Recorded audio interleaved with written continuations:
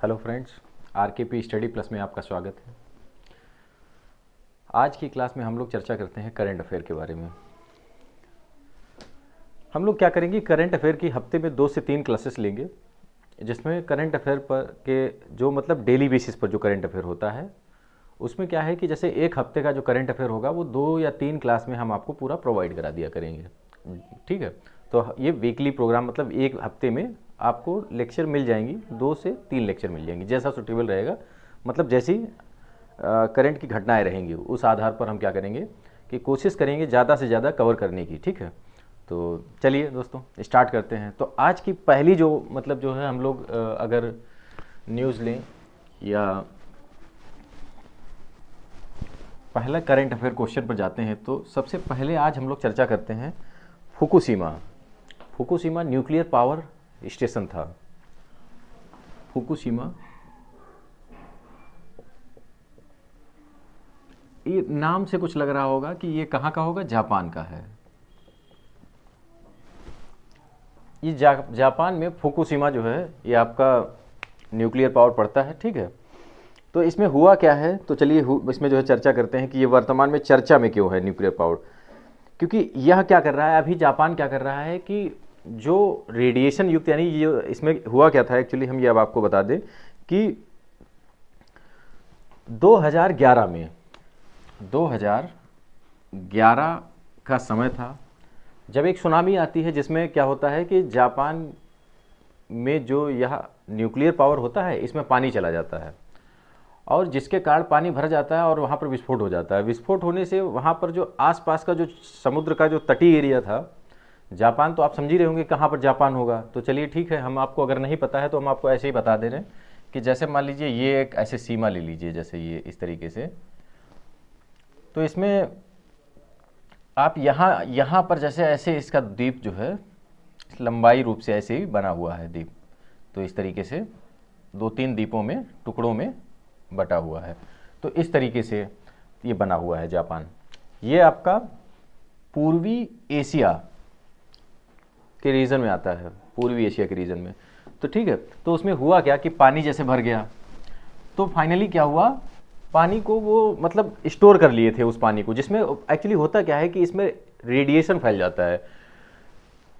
Radiation में जैसे बहुत से हानिकारक तत्व होते हैं, जैसे ट्रिटियम वगैरह है, ये सब जो है बहुत हानिकारक तत्व होते हैं। बहुत और भी होते हैं बहुत से रेडिएशन वाले, जिनसे बहुत सी समस्याएं उत्पन्न होती हैं, जैसे कैंसर है या अदर भी समस्याएं उत्पन्न होती हैं। तो अब प्रॉब्लम क्या है कि अभी जो चर्चा में ये क्यों रहा है, ये 2011 की घटना है, अब चर्चा में क्यों है। अब चर्चा में इसलिए है क्योंकि वह अपना जो है जापान क्या कर रहा है, अपना पानी जो स्टोर करके रखा था उसको छोड़ने की बात कही है। तो छोड़ने की बात कही है तो फिर उसको जो है, और लेकिन हाँ एक चीज़ और उसमें किया है, उसने जितना उसमें क्लीन कर सकता था उतना उसने क्लीन कर लिया है पानी को।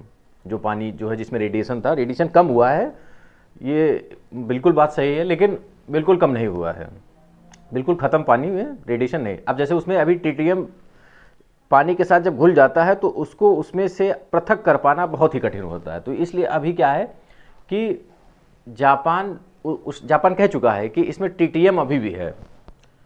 तो जब उसमें है अभी, तो वहाँ के जो भी फिशरी सेक्टर है, या मतलब जैसे जो मछली पालन होता है, तो ये सब जो है प्रभावित हो जाएगा। अभी जो है ये सब हानिकारक हो जाएगा, क्योंकि उसी जल में वो मछलियाँ रहेंगी और वो मरने के भी चांस रहते हैं उनके मछलियों के, जो भी मतलब सी फूड होते हैं या सी मतलब जो है जीव जंतु होते हैं जो समुद्र में। यहाँ पर इसके पास जैसे हमने जो ये लोकेशन बताई थी, इसके पास प्रशांत महासागर का वो सब पूरा जो है समुद्र ही है, मतलब महासागर ही है। तो इसलिए जो है वहाँ पर बहुत प्रॉब्लम क्रिएट हो जाएगी। तो इसलिए अभी चर्चा में फुकुशिमा न्यूक्लियर पावर प्लांट चर्चा में रहा है।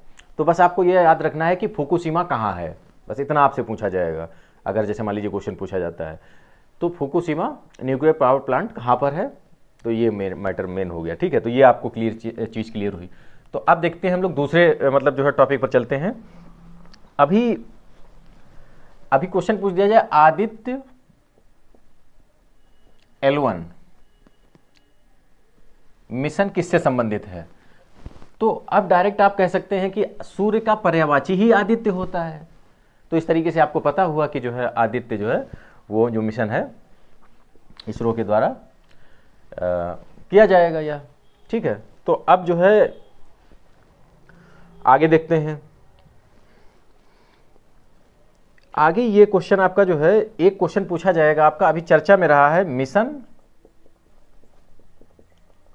156। आप ये नोट कर लीजिएगा, मिशन 156 यह किससे संबंधित है। ऐसे डायरेक्ट क्वेश्चन पूछा जा सकता है कि मिशन 156 या मिशन 156 किससे संबंधित है। तो यह पेंशन से संबंधित है, आप ये ध्यान रखिएगा, पेंशन से संबंधित है, ठीक है। तो और बाकी इसके बारे में जानने की आवश्यकता नहीं है, क्योंकि अभी वनडे एग्जाम में आपका जो है जो क्वेश्चन आएगा वो ऐसे ही आएगा। और बाकी ईपीएफओ के बारे में मतलब जो है क्वेश्चन, अब जैसे आप अगर देखें तो एम्प्लॉयमेंट प्रोविडेंट जो फंड होता है, सॉरी मतलब हाँ एम्प्लॉयमेंट प्रोविडेंट फंड होता है ईपीएफओ, इसी के द्वारा पेंशन वगैरह जो है जो भी होता है जारी किया जाता है, ठीक है।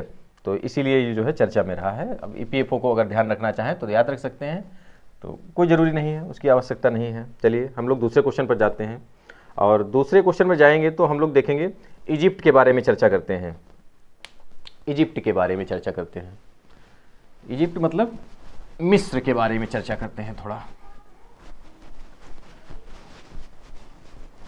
मिस्र में क्या हुआ है, देखिए मिस्र में अभी एक बहुत पुरानी मम्मी पाई गई है, जो बहुत पुरानी है, लगभग मान के चलें तो 4300 वर्ष पहले की पाई गई है मम्मी। और यह मम्मी पाई कहाँ गई है, सकारा में। सकारा एक प्लेस है, जगह है सकारा, वहाँ पर मम्मी पाई गई है। और यह सोने की लेप से लिपटी हुई है। मतलब मम्मी का मतलब समझते हैं, मम्मी देखिए ये ध्यान रखिएगा, मिस्र की सभ्यता में मम्मी जो होता है मतलब एक किसी मृत व्यक्ति पर लेप उस पर मतलब जो भी दवाओं का जिससे वो बॉडी सड़े ना, तो उस पर कई लेप किए जाते हैं। तो इस बॉडी पर सोने के लेप मिले हैं। अब सोने के लेप मिले हैं, ठीक है, तो वो बॉडी मतलब डिकम्पोज नहीं होती है। ये इनकी पद्धति है कि उनका मानना है कि मरने के बाद भी जो है वो व्यक्ति जीवित रहता है। मतलब उसमें जो है जो भी उनका मानना होगा, मरने के बाद वो व्यक्ति मरता नहीं है, तो इसीलिए उसको जिंदा रखते हैं वो लोग। जो है बहुत महत्वपूर्ण जो भी व्यक्ति होते हैं तो उनको मम्मी बनाते हैं उनकी, और उनको रखते हैं। तो वही जो है मम्मी पाई गई अभी है, तो इसलिए जो है मिस्र चर्चा में रहा है। तो ये आपको ध्यान रखना है। और जैसे आपका जो है कुछ चीज़ें हैं कि जैसे इजराइल वगैरह है, वो आपका मिस्र से बॉर्डर शेयर करता है, तो ये चीज़ें आपको याद रखनी है। उसके आसपास का हम आपको बता दे रहे हैं, आपको देखना क्या है कि आसपास मिस्र के आसपास में देश कौन कौन से हैं। तो वहाँ पर स्वेज कैनाल वगैरह है, तो ये तो आपको पता ही है कि स्वेज कैनाल वहीं पर है, जिससे समझ लीजिए महत्वपूर्ण व्यापार वहीं से होता है। भारत का भी व्यापार वहीं से होता है, क्योंकि वो एक बहुत व्यस्ततम मतलब समझ लीजिए एक प्रकार से नहर हो गई है। मतलब स्वेज कैनाल जो है, क्योंकि मैन मेड है, यानी मनुष्य के द्वारा बनाई गई है वो। तो इस तरीके से आप जो है याद रख सकते हैं उस चीज़ को। चलिए ये तो हो गया आपका मिस्र के बारे में, हमने जो है सामान्य चीज़ें जो है चर्चा की हैं। अब उसके बाद हम लोग क्या करते हैं, अभी टाइगर जो है चर्चा में है, तो चलिए इसको हटाते हैं, टाइगर।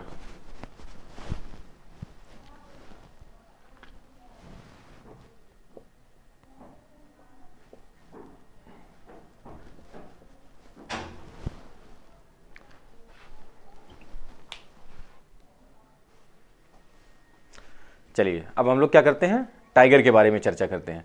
तो टाइगर मतलब के बारे में जो है हम लोग क्या, बहुत महत्वपूर्ण चीज़ है जो अभी चर्चा में हाल ही में है।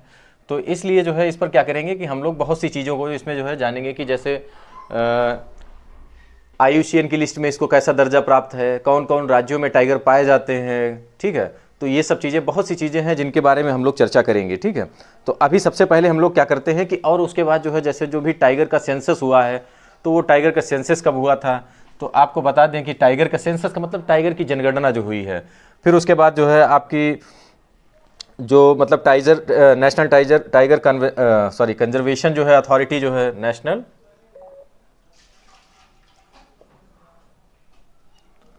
नेशनल टाइगर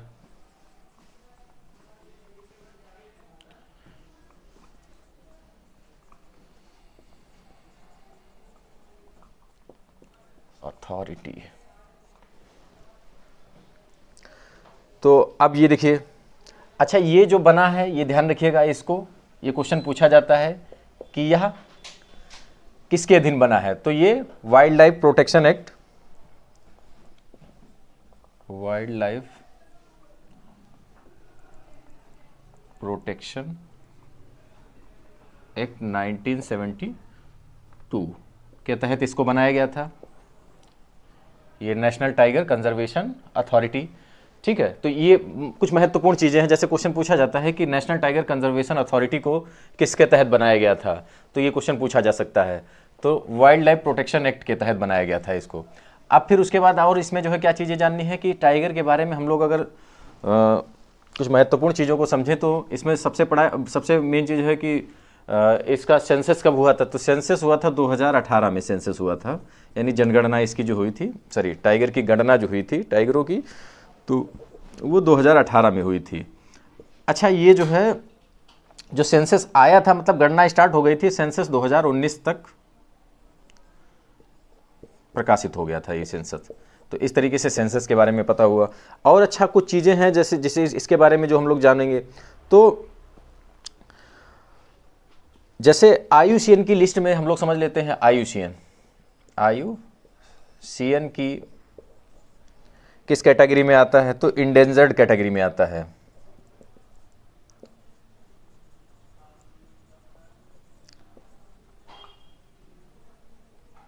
ठीक है, इंडेंजर्ड कैटेगरी में आ जाता है। फिर उसके बाद जो है शेड्यूल रहता है इसका, वो फर्स्ट में आता है। तो इस तरीके से सबसे ज़्यादा जो टाइगर पाए जाते हैं। फिर उसके बाद एक चीज़ और बस अब इसमें जो है आप लोग ध्यान रखेंगे कि प्रोजेक्ट एक टाइगर, इसको बचाने के लिए एक प्रोजेक्ट टाइगर चलाया गया था, प्रोजेक्ट टाइगर। अच्छा प्रोजेक्ट टाइगर 1973 में जो है प्रोजेक्ट टाइगर चलाया गया था, तो ये आपको याद रखना है। फिर उसके बाद जो है हम लोग क्या करेंगे कि ये तो हो गया सामान्य टाइगर के बारे में चर्चा हो गई, ठीक है। वाइल्ड लाइफ प्रोटेक्शन एक्ट हो गया, नेशनल टाइगर कंजर्वेशन अथॉरिटी हो गई। फिर उसके बाद जो है IUCN की लिस्ट में हमने आपको बता दिया, अपेंडिक्स मतलब जो है ये मतलब जो है आपका शेड्यूल बता दिया हमने। फिर उसके बाद जो है साइट्स की जो है शेड्यूल में, फिर उसके बाद देखिए ये जो है 2018 ये 19, ठीक है। तो ये हो गया आपका सेंसस। अब उसके बाद हम लोग क्या करते हैं कि कहाँ टाइगर पाए जाते हैं। तो सबसे ज़्यादा जो टाइगर पाए जाते हैं, एक तो मध्य प्रदेश में पाए जाते हैं, दूसरा कर्नाटक में पाए जाते हैं, और तीसरा उत्तराखंड में, उत्तराखंड यूके शॉर्ट में लिखा है। तो ये सबसे ज़्यादा यहाँ पर जो है आपके टाइगर पाए जाते हैं। अब देखिए एक चीज़ और देखिए कि सबसे ज़्यादा जो है, फिर उसके बाद जो है जैसे जो भी है बढ़ाया गया है कि मतलब टाइगर पर जो है क्या किया गया है कि इनको बचाने के लिए प्रोग्राम जो चलाया गया था, इस प्रोग्राम के तहत जो प्रोजेक्ट टाइगर था, तो इसमें क्या हुआ था कि जो है कहाँ कहाँ बढ़े हैं शेर, सॉरी टाइगर, तो मतलब उनके बारे में भी हम लोग जान लेते हैं कि बढ़े हुए टाइगरों के जो है बारे में जान लीजिए। वहाँ कौन कौन से राष्ट्र ऐसे हैं, राज्य हैं जहाँ पर बढ़े हैं टाइगर। तो उसमें देखेंगे मध्य प्रदेश में तो बढ़े हैं। फिर उसके बाद दूसरे नंबर पर सबसे ज़्यादा जो बढ़े हैं वो महाराष्ट्र में सबसे ज़्यादा बढ़े हैं, ये ध्यान रखिएगा, महाराष्ट्र में सबसे ज़्यादा बढ़े हैं। फिर उसके बाद कहाँ बढ़े हैं, कर्नाटक में बढ़े हैं, ठीक है। तो ये ध्यान रखिएगा, इनमें ग्रोइंग मतलब जो है ज़्यादा जो है टाइगर बचे मतलब जो है बढ़े हैं। तो ये चीज़ें ध्यान रखना है, पहला मध्य प्रदेश है, महाराष्ट्र है, फिर कर्नाटक है। और सबसे ज़्यादा जो है आपका किन राज्यों में पाए जाते हैं, तो वो आपको याद रखना है कि मध्य प्रदेश, कर्नाटक और उत्तराखंड। ये सब जो है चीज़ें मिश्रित नहीं करना है, ध्यान रखना है कि अलग अलग चीज़ें हैं, तो इनको आप ध्यान रखिएगा। फिर उसके बाद जो है टाइगर की कुल 8 प्रजातियां पाई जाती हैं, टाइगर की कुल 8 प्रजातियां पाई जाती हैं, जिसमें 3 प्रजातियां विलुप्त हो चुकी हैं। अच्छा 8 प्रजातियों के बारे में जानने की आवश्यकता नहीं, लेकिन 3 प्रजातियों के बारे में जानने की आवश्यकता है जो विलुप्त हो गई हैं। तो उनके नाम हम बता देते हैं हम आपको, चलिए जो विलुप्त हुई हैं। तो एक तो हुआ कैस्पियन टाइगर, एक जावा टाइगर, एक बाली टाइगर। तो कैस्पियन टाइगर जो है विलुप्त हो गया है, जावा और बाली। तो इस तरीके से ये ध्यान रखेंगे, 3 टाइगर की प्रजाति जो है वो गायब हो चुकी हैं।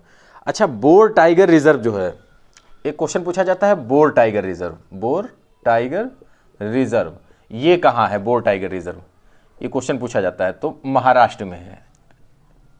क्यों पूछा जाता है, क्योंकि यह सबसे छोटा टाइगर रिजर्व है, इसलिए पूछा जाता है। अच्छा, फिर उसके बाद अगर पूछा जाए सबसे बड़ा टाइगर रिजर्व कौन सा है, तो श्रीशैलम टाइगर रिजर्व जो है सबसे बड़ा टाइगर रिजर्व है, जो आंध्र प्रदेश में पड़ता है। Srisailam tiger reserve, Srisailam tiger reserve, Andhra Pradesh. ठीक है, तो इस तरीके से ये कुछ टाइगर के बारे में महत्वपूर्ण चर्चा हुई हम लोगों की।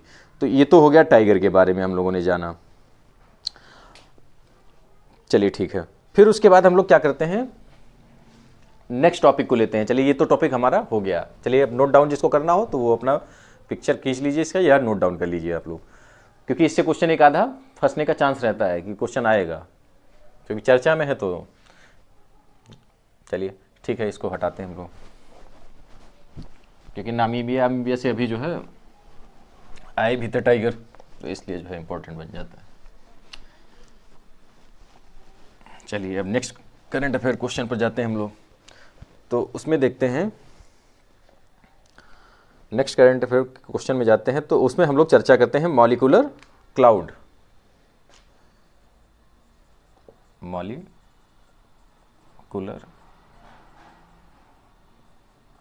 क्लाउड्स के बारे में चर्चा करते हैं। देखिए, मॉलिक्यूलर क्लाउड्स क्वेश्चन ऐसे डायरेक्ट पूछा जाएगा, मॉलिक्यूलर क्लाउड्स क्या हैं। तो अब जैसे उसमें, जैसे मान लीजिए आपका पीसीएस या यूपीएससी का क्वेश्चन आता है, तो उसमें कोड बना दिया जाएगा कि इनका टेम्परेचर इतना रहता है, या जो है यह मतलब डार्क नेबुला होते हैं, या इस तरीके से इनसे किसी तारे का निर्माण होता है, तो या तारे का रॉ मटेरियल है। तो इस तरीके से क्वेश्चन पूछा जा सकता है किसी भी तरीके से। तो चलिए ठीक है, हम लोग इसके बारे में पहले चर्चा कर लेते हैं, ताकि हमारे किसी भी एग्जाम में क्वेश्चन आता है, वो चाहे वनडे एग्जाम हो या किसी भी एग्जाम में रहेगा, तो वो आपका क्लियर होगा। तो मॉलिक्यूलर क्लाउड्स क्या होते हैं, तो इसके बारे में सबसे पहले तो मैं ये बताना चाहूँगा कि मॉलिक्यूलर क्लाउड्स जो होते हैं वो कोल्डेस्ट क्लाउड होते हैं, यानी बहुत ठंडे जो है होते हैं, कोल्डेस्ट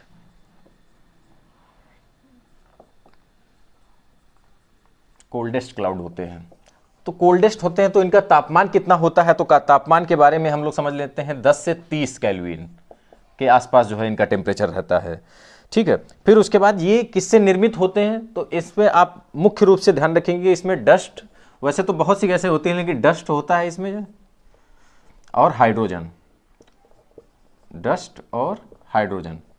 तो ये मुख्य रूप से जो है, ये इसको एक प्रकार से देखा जाए तो इसको ये भी कह सकते हैं कि यह किसी तारे का, जैसे सूर्य जो है एक तारा है, ऐसे ही बहुत से तारे होंगे ब्रह्मांड में जो चमकते हैं, स्टार्स वगैरह।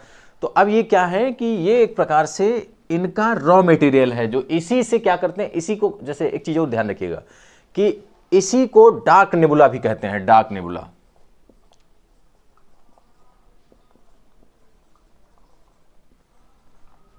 नेबुला, ठीक है। तो डार्क, अभी नेबुला भी पूछा जा सकता है आपके, नेबुला क्या होता है। तो अब जैसे सामान्य रूप से आप ध्यान रखेंगे कि ये जो है बादल होते हैं, और ये डस्ट और हाइड्रोजन से मिले होते हैं, मतलब धुंधयुक्त बादल होते हैं, बहुत डार्क एकदम जो है। तो इस तरीके से ये सब चीज़ें जो है आपको डार्क नेबुला के बारे में। अब उसके बाद और इससे जो है क्वेश्चन अगर पूछा जाएगा तो क्या पूछा जा सकता है कि जो ये क्या नाम जो है बादल है, तो इनसे जो है, जैसे मान लीजिए सपोज दैट, मान लीजिए क्वेश्चन पूछ दिया गया कि किसी भी तारे का निर्माण किससे होता है, तो आपको बताना है मॉलिक्यूलर क्लाउड से होना है। तो इस तरीके से ये जो कुछ इसकी इंपॉर्टेंट जानकारी थी वो हमने आपको बताई। फिर से एक बार रिवाइज कर दे रहे हैं कि मॉलिक्यूलर क्लाउड क्या होते हैं। ये कोल्डेस्ट क्लाउड होते हैं, ये एक्चुअली इसमें धूल के कण, बस और भी चीज़ें गैसें होती हैं, लेकिन मुख्य रूप से इसमें धूल के कण प्लस जो है आपका हाइड्रोजन, तो ये सम्मिलित होता है, जिससे क्या होता है कि ये बनते हैं। तो इस तरीके से, और बाकी ज्योग्राफी में जो है इसके बारे में पूरी चर्चा की जाती है। ठीक है, तो ये तो मुख्य रूप से आपने करंट में पढ़ रहे हैं तो करंट प्रोस्पेक्टिव से पढ़ेंगे इसको। चलिए ठीक है, इसको हटाते हैं। चलिए, ये बहुत इतना है। अब उसके बाद हम लोग क्या करते हैं, नेक्स्ट देखते हैं। नेक्स्ट क्वेश्चन क्या है, एक टॉपिक और उठाते हैं, उस पर चर्चा करते हैं हम लोग। नेक्स्ट टॉपिक ये है जोरावर टैंक।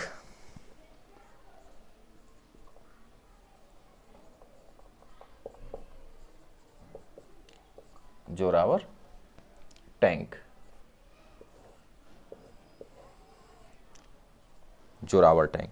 तो जोरावर टैंक क्या है, तो अब देखिए, जोरावर टैंक जो है यह भारत में बनाया जा रहा है, किसके द्वारा? DRDO और L&T,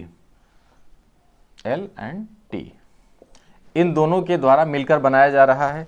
कितने बनाए जाएंगे? 354, ये ध्यान रखिएगा, 354 बनाए जाएंगे।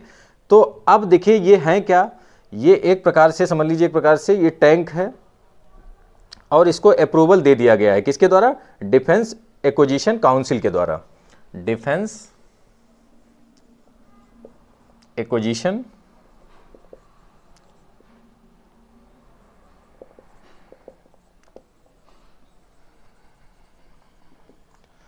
इसके द्वारा अप्रूवल दे दिया गया है।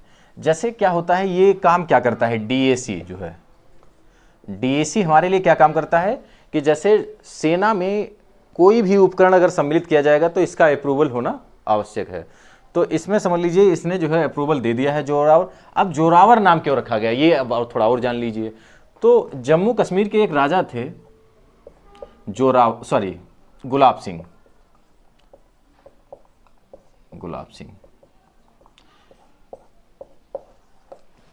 तो इनकी सेना के प्रमुख थे ये, क्या नाम तुम्हारे?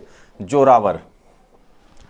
तो इस तरीके से उन्हीं के नाम पर ये क्या रख दिया गया है? जोरावर टैंक नाम रखा गया है। तो ये ध्यान रखिए, वो जनरल थे, मतलब जो है उसके कमांड जो उनकी सेना के, तो इसलिए उनको जो है जोरावर नाम से रखा गया है इस जो है इस टैंक का नाम। तो ये तो हो गया जोरावर के बारे में। चलिए ठीक है, फिर नेक्स्ट क्वेश्चन देखते हैं हम लोग।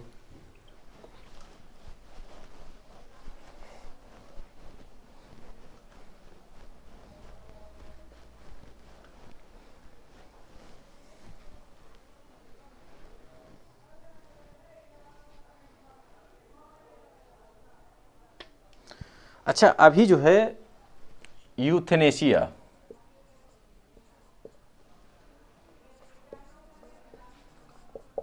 इसके बारे में हमने आपको जो है संविधान में पढ़ाया है।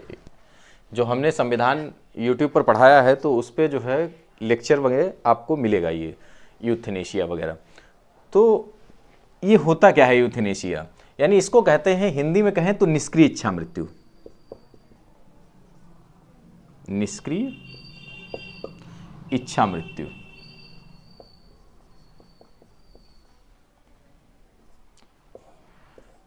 निष्क्रिय इच्छा मृत्यु, इसमें निष्क्रिय इच्छा मृत्यु देखिए, एक तो ये होता है निष्क्रिय यूथेनेशिया और एक होता है संथारा। तो संथारा जो है वह संथारा या संलेखना कहें तो वो एक अलग पद्धति हो गई। ये सब डिबेटेबल पार्ट है, ये सब जो है संविधान में डिबेट में कभी ना कभी चर्चा में जरूर रहते हैं। तो आपको इसीलिए जो है अभी चर्चा में क्या है, यूथेनेशिया चर्चा में है।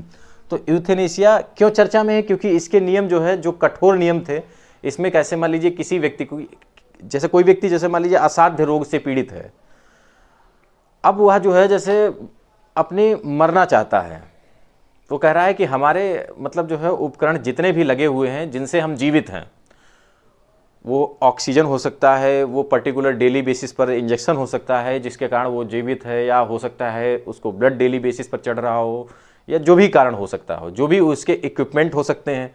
तो उस आधार पर अगर वह जिंदा है और अगर वह चाहता है कि मुझको अब मुक्ति मिल जाए, यानी उसको जो है प्राण त्यागने का अधिकार दिया जाए, चूंकि हमारे संविधान में प्राण त्यागने का अधिकार नहीं है।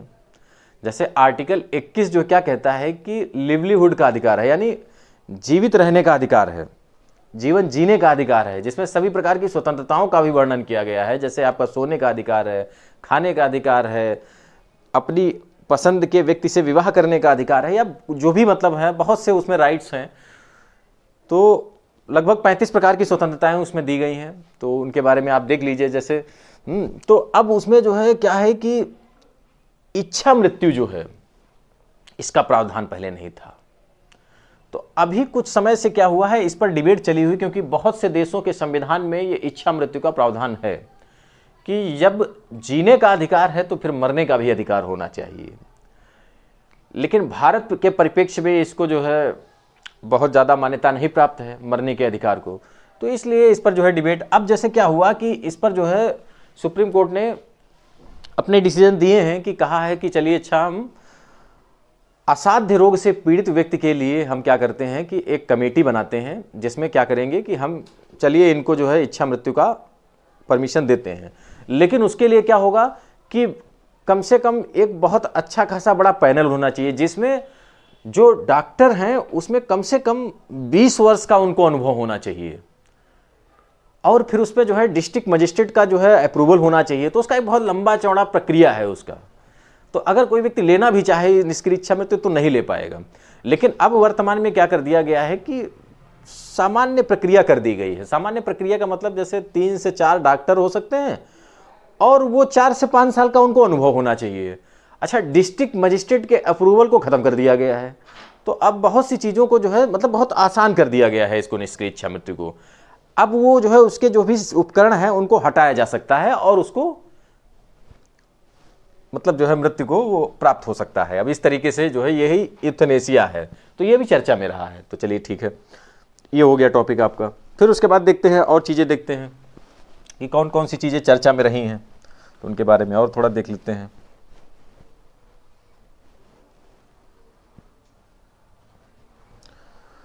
अच्छा, एक चीज़ और ध्यान रखेंगे, अभी क्या हो रहा है कि भारत में बहुत से ऐसे ड्रग मतलब जो भी दवा बनाते हैं, तो उसमें कहीं नामीबिया में बच्चे मारे जाते हैं, कहीं कहीं मारे जाते हैं बच्चे। तो उसमें क्या हो रहा है, अभी हाल ही में 3-4 ऐसी घटनाएं आई हैं जिनसे पता चला कि भारत में जो भी मतलब जो है ये सप्लाई कर रहे हैं, जैसे सिरप हो या मतलब ये सब बहुत नुकसान कर रहा है व्यक्तियों को जो विदेशों में। तो उसके चक्कर में बहुत मतलब समझ लीजिए एक प्रकार से भारत की इमेज खराब हो रही है। उसी कॉन्टेस्ट में अगर हम एक और बात कहें तो उसमें जो है अभी अमेरिका में भी एक घटना हुई है। तो अमेरिका में भी कम से कम जो है अभी बच्चे जो है उसमें क्या हुआ है कि अमेरिका में बच्चे ही नहीं, उसमें क्या हुआ है कि एक ड्रॉप है। तो सबसे पहले उनके बारे में हम लोग पहले क्या करते हैं, उस कंपनी के बारे में ही देख लेते हैं। Global pharma health care, global pharma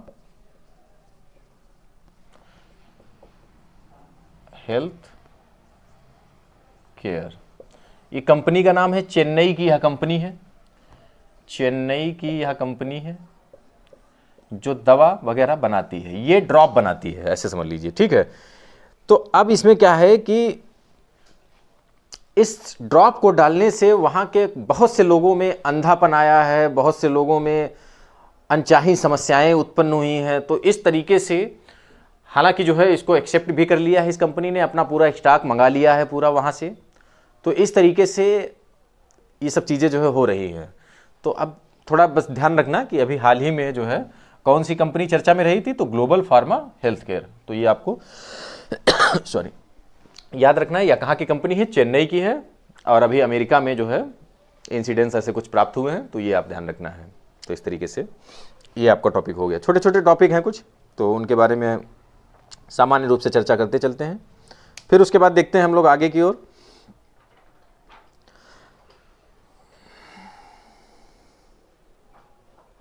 अच्छा, एक शहर है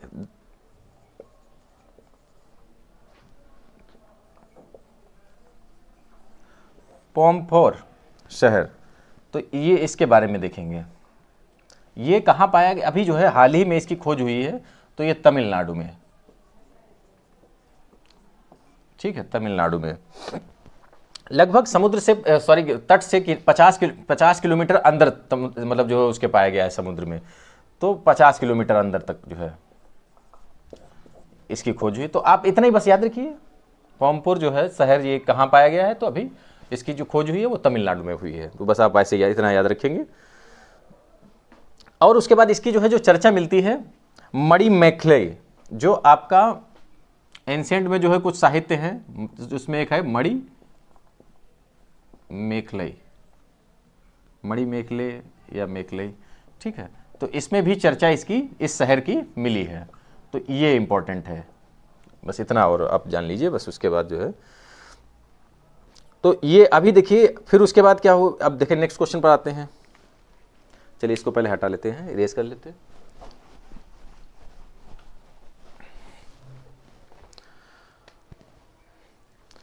सबसे पहले देखते हैं यहां पर एक चर्चा करते हैं हम लोग, अभी हाल ही में चर्चा में रहा है अहोम बरियल साइट।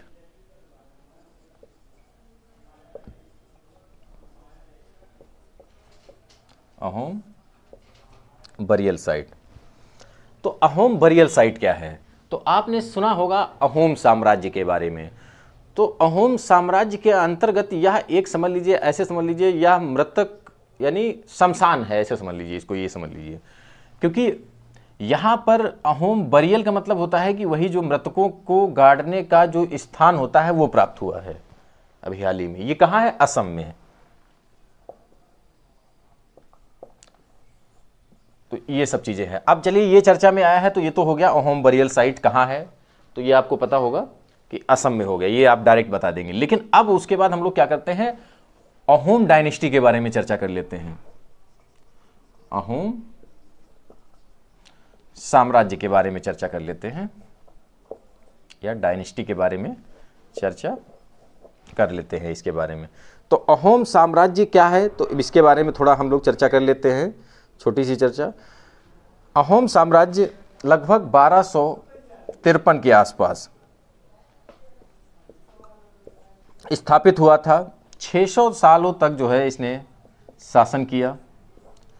और उसके बाद जो है, अच्छा, इनका जो है जो संस्थापक था उसके बारे में हम थोड़ा बता देते हैं।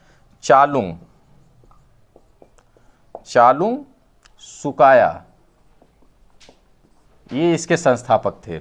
अच्छा, इसमें और जो है मतलब जो है बहुत फेमस व्यक्ति रहे हैं। जैसे एक और व्यक्ति इनके बहुत महत्वपूर्ण व्यक्ति रहे हैं जिनकी अभी जयंती मनाई गई है, तो वो देखिए लचित बोरफुकन है। लचित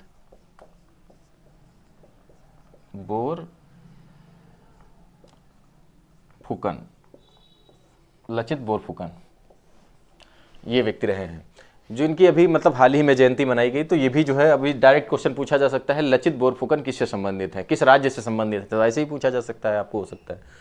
तो चालुंग सुकाया आप जो है नाम याद रखेंगे कि अहोम डायनेस्टी के संस्थापक थे। यह लगभग 1253 में जो है लगभग इस्टेब्लिश हुई थी। 600 सालों तक शासन किया। इन्होंने मुगलों को भी हराया था। तो ये बहुत बहुत इंपॉर्टेंट डायनेस्टी है। तो इसमें जो है क्वेश्चन ऐसे पूछे जाते हैं इसमें। तो ये चीज़ें हो गई कुछ चीज़ें। और वैसे ये जो साम्राज्य क्लेन और खेल में बटा हुआ था, तो उससे मतलब नहीं है, वो तो आप जो है ज़्यादा चीज़ें हो जाएंगी तो उसमें वो सब छोड़ दीजिए। अच्छा, इसमें बस आपको ये ध्यान रखना है, battle of Saraighat, battle of Saraighat, इतना और याद रख लीजिएगा।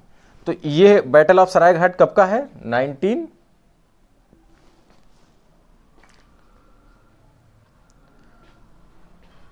ये होगा लगभग 1871 का होगा। आप एक बार चेक कर लीजिएगा इसको, हो सकता है थोड़ा बहुत डाउट हो सकता है इसमें। तो ये ब्रह्मपुत्र नदी के किनारे जो है लड़ा गया था और इसमें मुगलों को हराया था। मुगलों को हराया था किसने? यही मतलब इसी साम्राज्य ने हराया था मुगलों। तो इस तरीके से ये सब चीज़ें आप थोड़ा ध्यान रखेंगे। तो ये हो गया अहोम के बारे में। तो ठीक है, आज की क्लास में हम लोग क्या करते हैं, इतना ही रखते हैं। और हम लोग क्या करते हैं कि अगली क्लास में और कुछ जो है विषयों को चर्चा करते हैं जल्दी। तो इस तरीके से हम लोग क्या करेंगे कि लगभग जो है सभी टॉपिकों को आप एक रजिस्टर मेंटेन कर लीजिएगा, जिससे आप जो है इसको बनाते जाइएगा। और हम लोग जो है क्या करेंगे, हफ्ते में 2 से 3 क्लासेस जो है इस पर अपलोड कर दिया करेंगे डेली बेसिस पर। तो मतलब करेंट अफेयर आपका जो है वो लगभग क्लियर होता चलेगा। चलिए ठीक है, बाय बाय दोस्तों, जय हिंद।